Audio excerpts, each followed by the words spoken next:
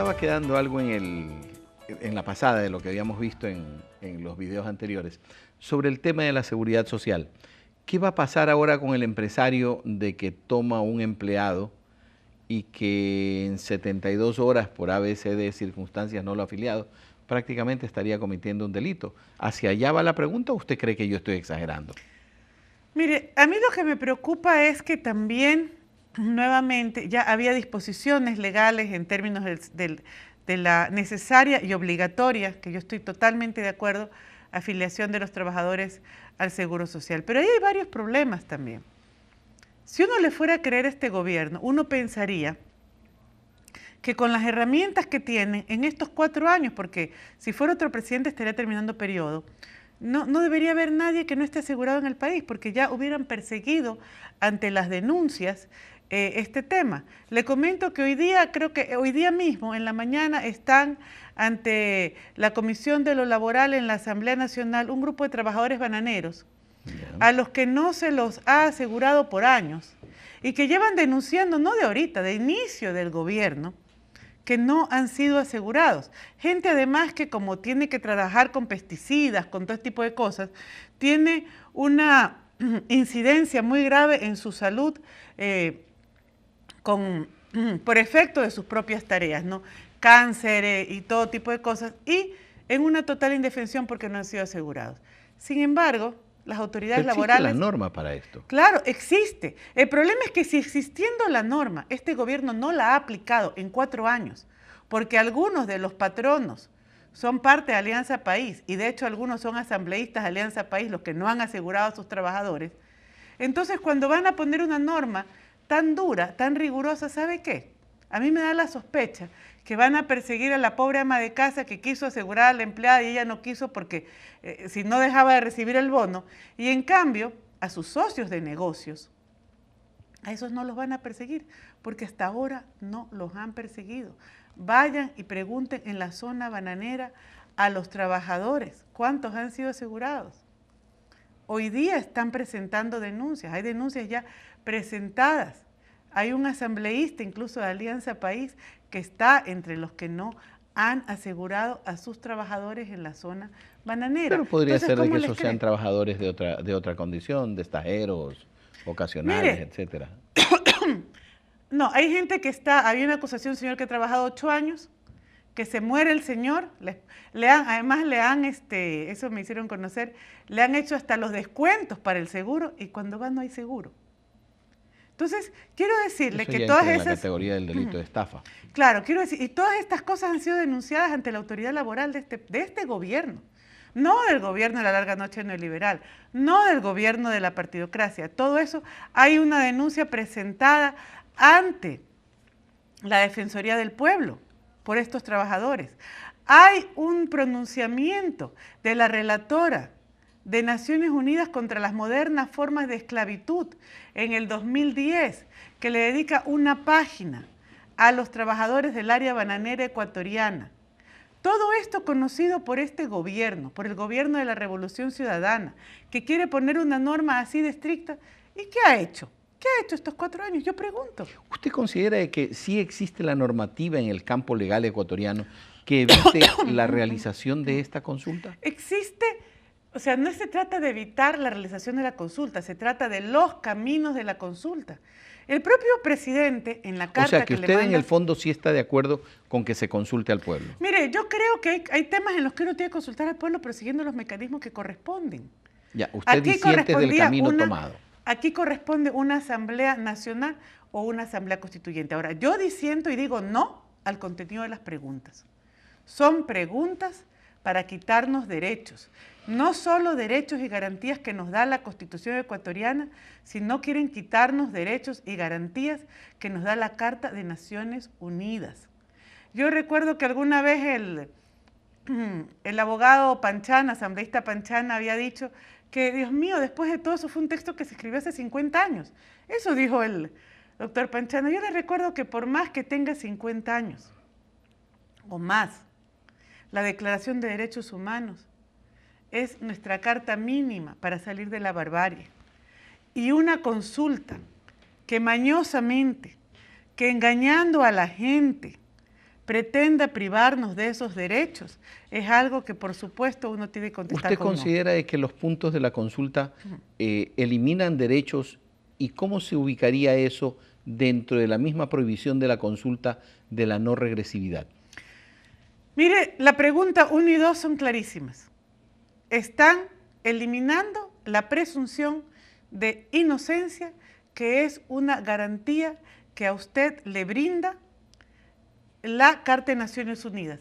Y la pregunta 3 sobre los medios de comunicación está restringiendo los derechos, el derecho a la propiedad que tienen los directivos o accionistas de medios de comunicación, cosa que no está contemplado en el artículo 312 de la Constitución, que habla del sector financiero y dice que el sector financiero no puede tener acciones en el sector de comunicación y viceversa.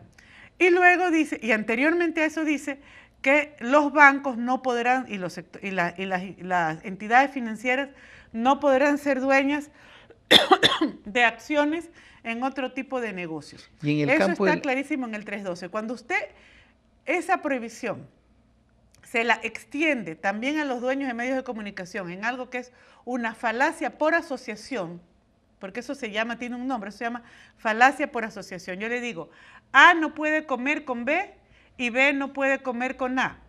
Pero aparte de eso, A no puede comer con todo el equipo de fútbol. Y luego digo, y B tampoco puede comer con el equipo de fútbol. Ahí está usted teniendo una proposición, está haciendo una falacia por extensión y por asociación, y además está teniendo una premisa falsa que no menciona, que es la que A es igual a B. Me preocupa el tema en tanto de que usted fue constituyente. Usted fue de las personas que elaboraron la Constitución actual. Dentro de la Constitución actual se incluyó un tema sumamente importante, la no regresividad. Esto es, los derechos establecidos y las conquistas establecidas dentro de la Constitución actual no admiten o no hay opción de que haya una regresión en ellos. ¿Usted consideraría que dentro de los planteamientos de la consulta hay algún principio de regresividad? Es totalmente regresiva.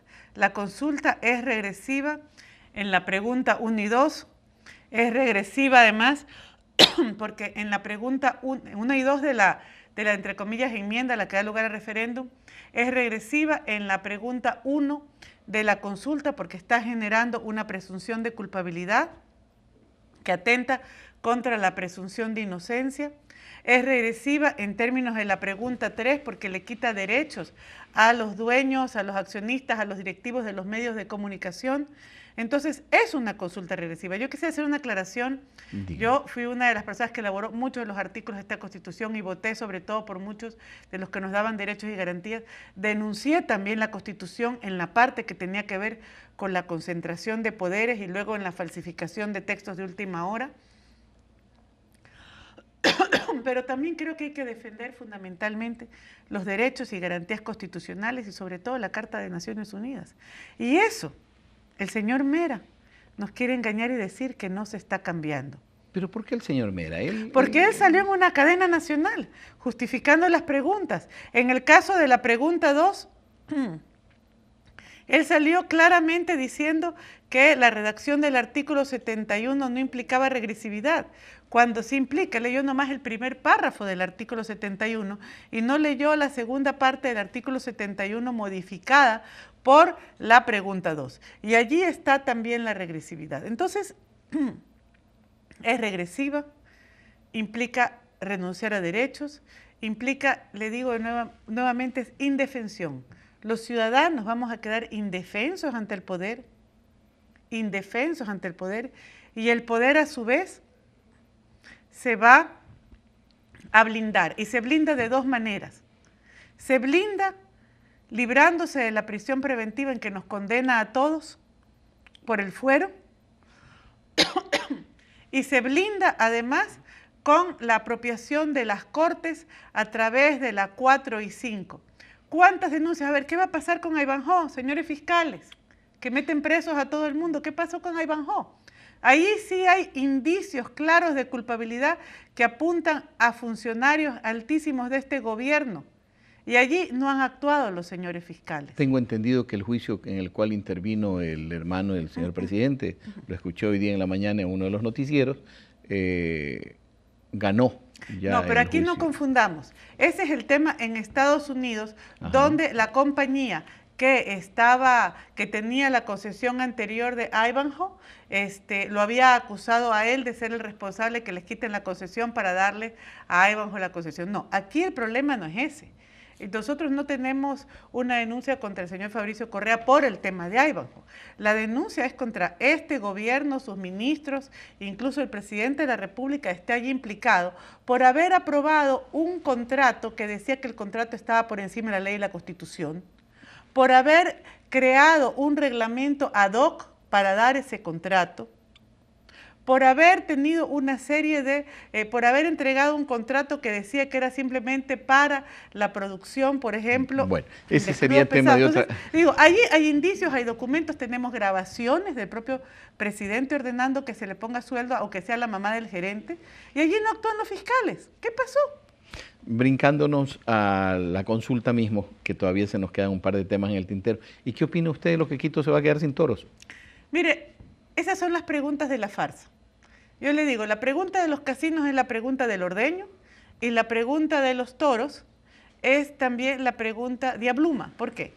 Porque allí el presidente, queriendo ser amable, hacerles una concesión a los jóvenes antitaurinos, también para que alguien defienda semejante atrocidad de consulta, dice que se va a defender los derechos de los animales. A mí no me gusta tampoco, yo no soy partidaria de tauromaquia, pero la pregunta es una pregunta falaz. Porque si tanto le interesan los derechos de los animales y evitar el maltrato, ¿por qué la pregunta no es de carácter nacional? ¿Por qué la pregunta es de carácter local? Entonces, si pierde el tema de, si gana, perdón, la pregunta, el sí, se elimina la tauromaquia en Quito, pero de pronto gana en Machachi o en Sangolquí. Y entonces ya uno se pone a pensar, ¿de quién será el negocio? Pues de pasar la plaza de toros a Sangolquí. ¿De quién será el negocio de que ahora las peleas de gallos sean en Machachi? ¿Sabe que suena a negocio? No suena a una genuina preocupación por el bienestar animal, esa pregunta como está planteada. Bueno, yo personalmente no soy enemigo de la tauromaquia, pero tampoco soy muy partícipe de este acto de lidia un poco incruento muchas veces, aunque respeto totalmente la libertad de quien le gusta hacerlo y de quien le gusta irlo a ver, ¿no? En esa parte. Yo lo veo más bien por el lado de la libertad. ¿No lo ve usted por ahí? ¿Lo vea usted por el lado de la libertad o lo vea usted por el lado de los derechos de los animales? El hecho es que la pregunta es una pregunta falaz.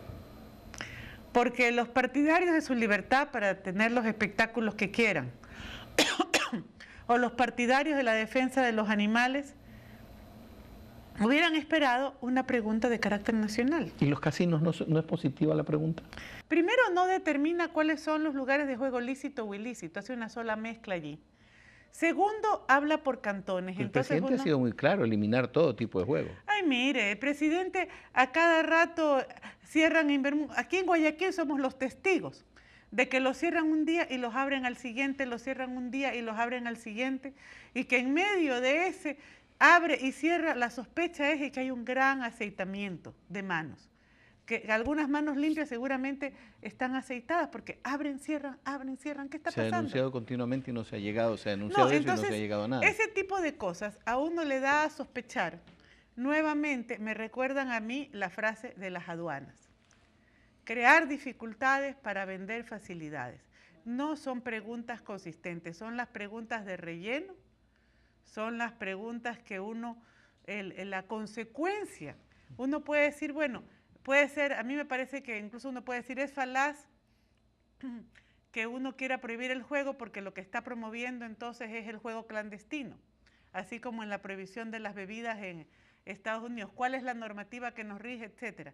Pero como está planteado todo, a uno lo que le da es un gran tufo de falacia. Y lo que decía alguien muy divertido en este Twitter, que uno a veces tiene también, decía alguien, el presidente considera que los ecuatorianos son menores de edad para controlar su ludopatía, pero en cambio son súper mayores de edad para poder entender las complejidades de los anexos estos larguísimos que está poniendo. Claro, son opiniones que se mantienen y a través del Twitter llegan unas opiniones muy interesantes. Muy divertidas algunas. Una última pausa en Mesa de Análisis en la actualidad y regresamos con las conclusiones de este programa.